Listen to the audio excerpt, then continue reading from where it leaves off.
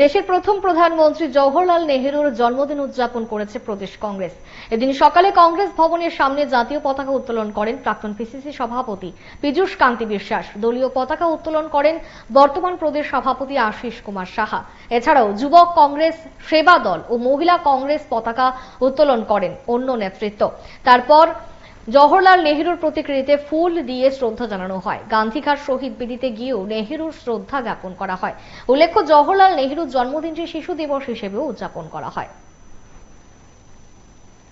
পণ্ডিত জওহরলাল নেহেরুর জন্মদিন উপলক্ষে প্রদেশ কংগ্রেসের পক্ষ থেকে আজকে বিভিন্ন কর্মসূচির মধ্য দিয়ে দিনটি উদযাপন করার লক্ষ্যে জাতীয় পতাকা উত্তোলন করে জওহরলাল নেহেরুর প্রতিকৃতিতে আমরা শ্রদ্ধার্ঘ্য নিবেদন করি এবং গান্ধীঘাটের বেদিতে আমরা জওহরলাল নেহেরুর এই মর্মর বেদিতে আমরা পুষ্পার্ঘ্য অর্পণ করে যথাযথ মর্যাদায় শ্রদ্ধার সঙ্গে দিনটি পালন করার লক্ষ্যে প্রদেশ কংগ্রেস এই কর্মসূচি হাতে নিয়েছে।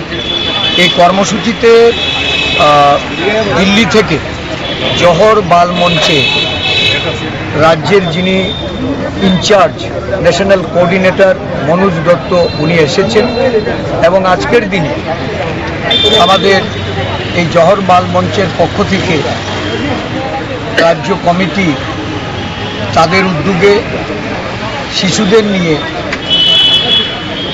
অঙ্কন প্রতিযোগিতা এবং নাচ প্রতিযোগিতার আমাদের স্টুডেন্ট হেলথ রুমে সংগঠিত হচ্ছে।